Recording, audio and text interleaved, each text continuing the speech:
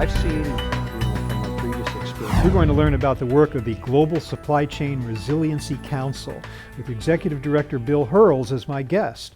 Bill, welcome. Thank you. Tell me about the council. When was it formed and what was the initial mission behind it? Okay.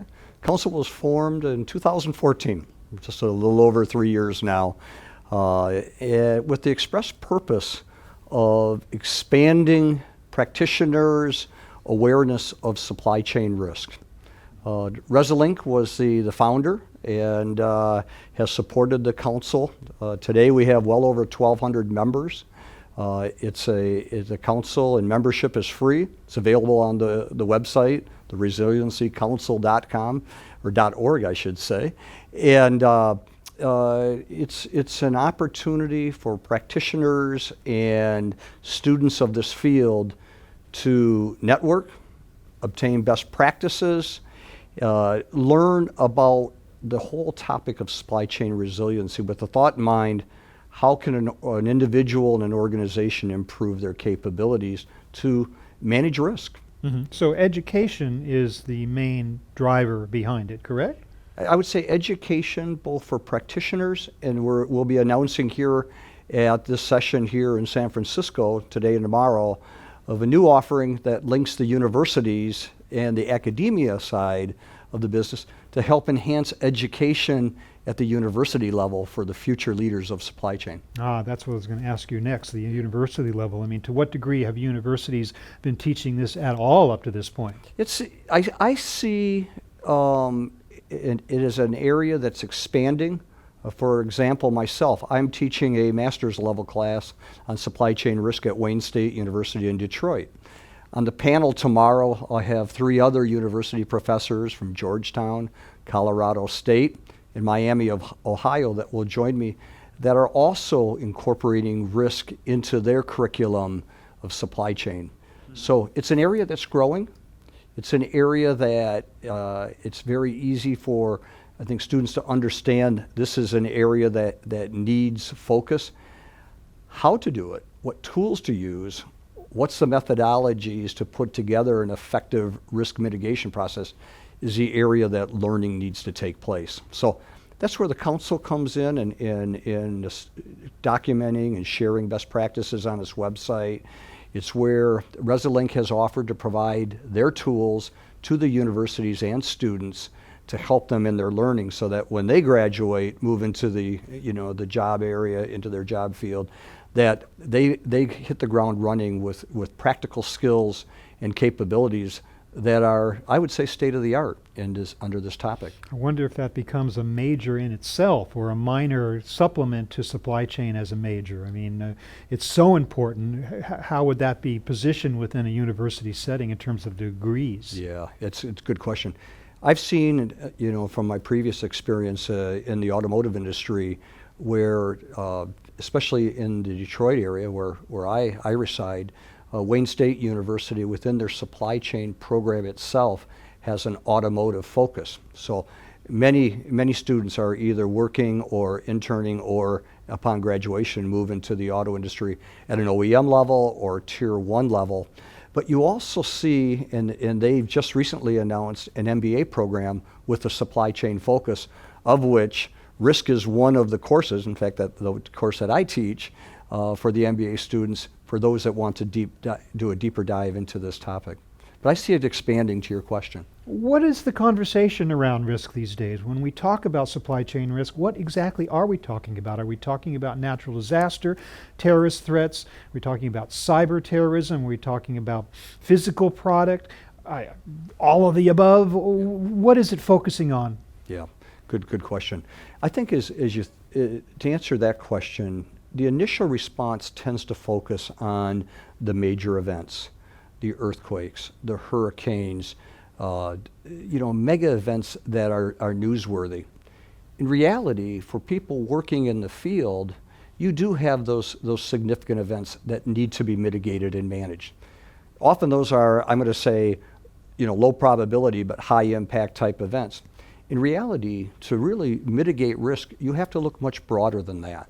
And just like you mentioned a second ago, cybersecurity is definitely a new area that you'd say is growing from a risk perspective and needs many, many tools and I would say different skills to properly attack it. But just like we shared this morning, there's a lot of risk that takes place every day in a supply chain. The Event Watch statistics from 2017 showed the number one disruption within supply chains in North America was fires and explosions.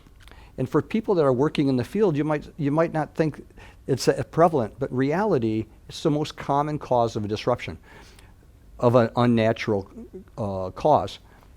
Obviously, the natural causes, especially in North America this last year, hurricanes and floods and snowstorms have been on the rise with much greater impact on organizations. So as you look at this field and look at how do I put together a good resiliency program, what do I want to teach people that want to work in this field, giving a broader horizon of different types of risk, not just the significant events, but having them look broader and understanding mitigation practices and best practices implemented in your organization is critical to avoid an impact to your company. Do you believe that it is at least theoretically possible to de-risk a supply chain?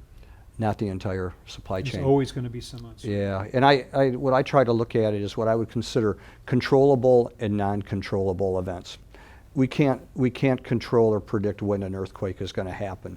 We know regions of the world, regions of the country that are higher probability of an event, but we can't predict. Now, you can take some strategies that do de-risk, your exposure, from your sourcing strategies to your inventory strategies, et cetera, but you really can't eliminate it 100%.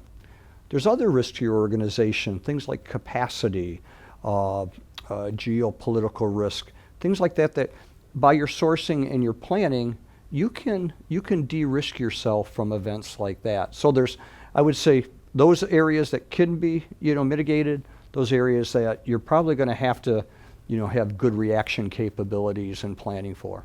Going forward into 2018 and beyond, how do you imagine that the role of the Supply Chain Resilience Council itself might further evolve?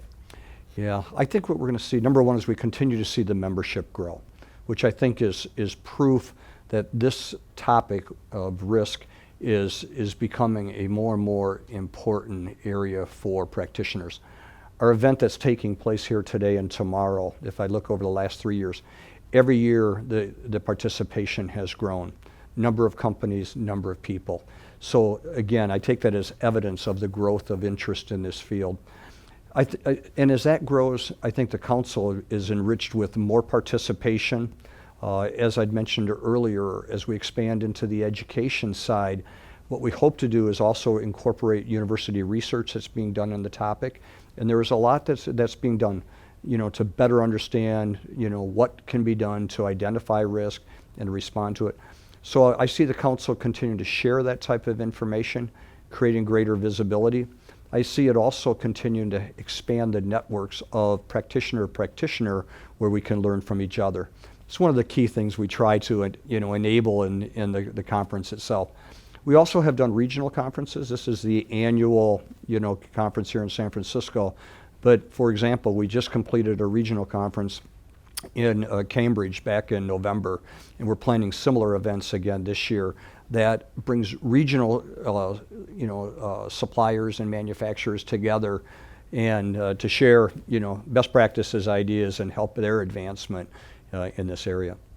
ResiliencyCouncil.org? ResiliencyCouncil.org. Bill, thank you so much for sharing with us the mission of the Global Supply Chain Resilience Council. We'll be following their progress with great interest. Thanks so much for being with us today. Thank you for the opportunity. I've been speaking with BHurles of the Global Supply Chain Resiliency Council. Thank you very much for watching.